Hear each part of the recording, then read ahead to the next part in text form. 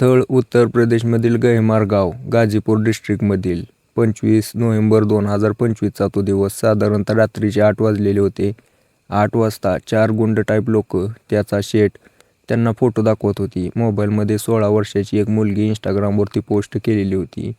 त्याच गावात राहणारी एका गरीब घरची मुलगी, दिसायला सुंदर असलेली ही पोरगी, ज्या वेळेला त्या 4 लोकांचा मालक शेट बघतो, गावातला एक मोठा जमीनदार व्यक्ती नशेच्या हालतमध्ये होता, त्यावेळेला म्हणतो की जावा, काही पण होऊ दे, हिला घेऊनच या माझ्याकडे. आता ही 4 लोक पण दारू पिलेली होती. गुंड लोक सगळ्या गावात दहशत पसरवत त्या महिलेच्या घरी सगळ्या गावात दहशत पसरवत त्या पोरीच्या घरी पोहोचतात. ज्या वेळेला बघतात ती पोरगी तिच्या आईसोबत बसलेली आहे. तिच्या आईला एक जण व्यक्ती धरतो आणि 3 व्यक्ती त्या पोरीपाशी जाऊन उभा राहतात. त्यावेळेला थोड्या गप्पा मारायला लागतात, तिच्यासोबत छेडछाड करायला लागतात. तिची आई म्हणत होती की लहान पोरगी घाबरल, तसं नका करू, तुम्ही जावा इथून. ते सगळ्या गावकरी लोक सगळे बाहेर बसून बघत होती हा सगळा तमाशा, पण कोणाची हिंमत नव्हती की आतमध्ये येऊन त्यांना सोडवावं. त्यामुळे आता या 4 लोकांची एवढी हिंमत वाढली, एका व्यक्तीने त्या महिलेला घट्ट पकडले.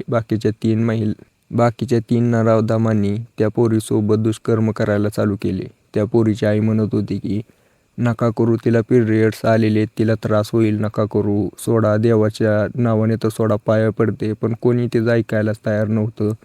ज्या व्यक्तीने त्या महिलेला धरलं होतं तिच्यासोबतही तेच काम करायला चालू केलं. पोरगी पण म्हणायची की सोडा मला, प्रिया नावाची ही पोरगी 16 वर्षाची, सोडा म्हणायची. पण या दोघींचं ऐकणारं कोणी नव्हतं. ऐकत तर भरपूर लोक होती घराच्या बाहेर उभा राहून, पण हिंमत नव्हती कोणाची. आता हे लोक 4 पण त्यांच्यासोबत एवढी वेळ केलं की त्यांची ज्या वेळेला तृप्ती झाली त्यावेळेला ते तिथून निघून गेले. पण आता या 2 महिला तिथून हलण्याच्या पण परिस्थितीत नव्हत्या आणि जाताना धमकी देऊन गेले होते की जर कोणाला सांगितलं तर तुमचं हे हाल करीन की तुम्ही कधी पायावरती उभा राहू शकणार नाही. आता ही जी महिला होती, विधवा महिला, आणि ही पोरगी एकटीच काहीच करू शकत नव्हती. त्यामुळे त्या दोघी शांत बसल्या.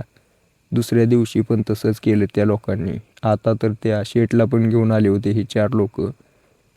आता ती रात्र तर त्या दोघींनी कशी तरी काढली, पण त्यांच्यापाशी हा पण पर्याय नव्हता की पोलीस स्टेशनमध्ये जावं. जर गेलं तर त्यांच्यासोबत वाईट घडणार होतं हे त्यांना माहितीच होतं.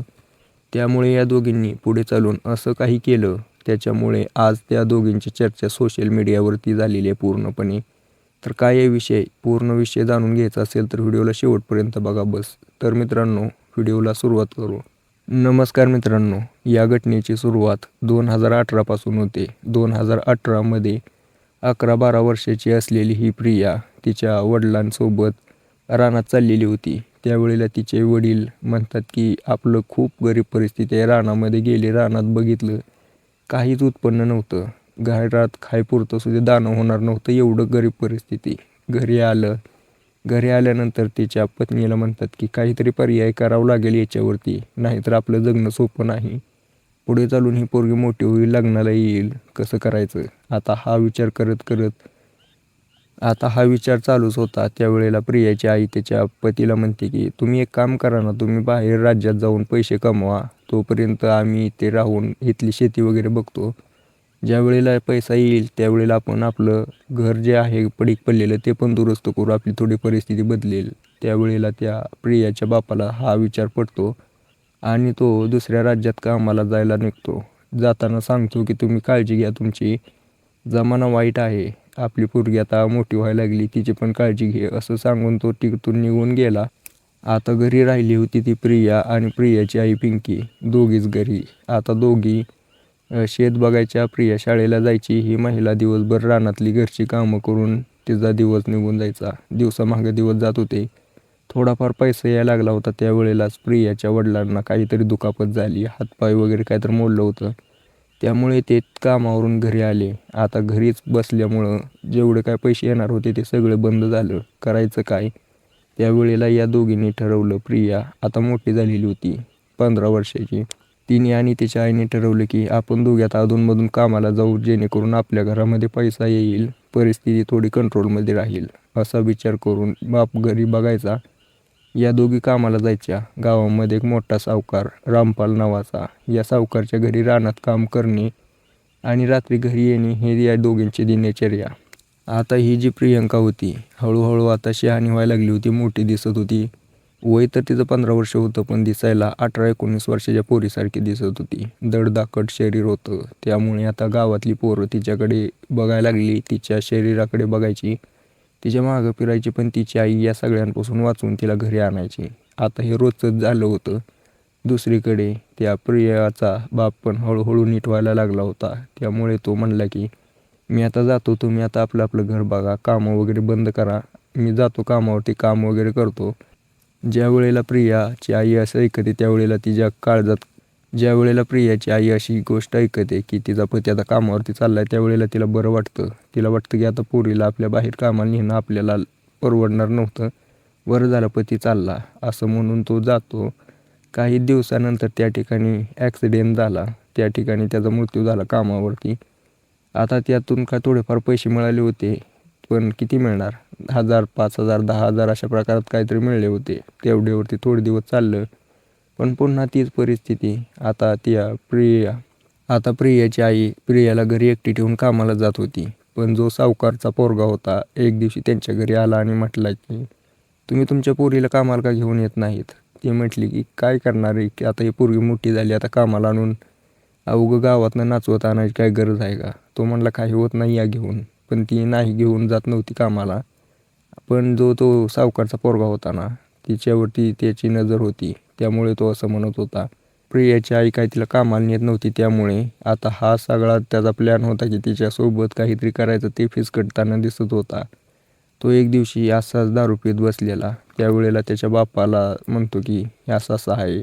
त्यावेळेला तो म्हणतो जा बिंदासपणे कर काय करायचं ती. त्यावेळेला तो 3-4 लोक घेऊन त्या ठिकाणी जातो आणि त्या ठिकाणी तिच्यासोबत दुष्कर्म करतो. मागचा पुढचा कसला विचार केला नाही. पुढे अजून 1 महिना 2 महिने हेच चालत राहतं. रोज यायची, रोज दुष्कर्म करायची, पण यांची हिंमत नव्हती की काय करावं, काय बोलावं. पण आता या दोघींनी ठरवलं की बस झालं, खूप झालं, किती दिवस सहन करणार. या दोघींनी ठरवलं की पोलीस स्टेशनमध्ये जायचं. दोघी एक दिवशी उठल्या, तडक पोलीस स्टेशनमध्ये गेल्या. पोलीस स्टेशनमध्ये जाऊन कंप्लेंट दाखल केली, पण कोणी ऐकायलाच तयार नव्हतं. मोठा व्यक्ती होता, आसपासच्या एरियामध्ये मोठं नाव. पोलीस म्हणायचे की तुमचा काहीतरी गैरसमज झाला आहे, असं नसेल त्यांनी केलं. त्यावेळेला ते निराश होऊन बाहेर आले, पण बाहेरच एक पत्रकार बसलेला होता. यांना रडताना बघितलं, लोकलचा पत्रकार. तो विचारतो की काय झालं. आता तो जो पत्रकार होता त्या सावकाराच्या ज्या करामती आहेत त्याच्याबद्दल त्याला माहिती होतं. त्याने डायरेक्ट त्या दोघींना गाडीत बसवलं, SP ऑफिसला घेऊन गेले. SP ऑफिसमध्ये गेल्यानंतर तिथे SP साहेब होते. त्यांना पूर्ण गोष्ट समजली. या दोघींची मेडिकल चेकअप केली, तर यांच्या विरोधात, तर यामध्ये त्यांना सत्यता जाणवली. लगेच पोलीस स्टेशनमध्ये फोन केला. तिथल्या कॉन्स्टेबल आणि तिथले जे SI आहेत त्यांना बोलवून घेतलं. त्या दोघांना निलंबित केलं आणि त्याच्या आधी म्हटले की तुम्हीच आता हे जे काय आहे ना ते करायचं, निलंबन व्हायच्या आधी त्या व्यक्तीला पकडून आणून जेलमध्ये ठेवायचं. तसंच करण्यात आलं. त्या सावकार त्याच्यासोबत जे 4 व्यक्ती होते त्यांना पकडून जेलमध्ये आणून ठेवलं. पुढे चालून ज्या वेळेला ही कोर्टामध्ये केस गेली त्यावेळेला जज साहेबांनी यांना जन्मठेपेची शिक्षा सुनावली. आणि आता हे जे पूर्ण गाव आहे प्रियाचं आणि पिंकीचं पूर्णपणे आझाद झालं. कारण हा जो सावकार होता पूर्ण गावामध्ये दहशत पसरवून होता. कोणाची हिंमत नव्हती की त्याच्या विरोधात बोलावं. पण या 2 महिलांनी असं एवढं त्रास सहन करून या गावाला वाचवलं, पण गावाने त्यावेळेला यांना वाचवलं नव्हतं, याची खंत वाटते. मात्र तुम्हाला याच्याबद्दल काय वाटतं मला कमेंट करून नक्की सांगा मित्रांनो. व्हिडिओ आवडत असेल तर लाईक नक्की करा.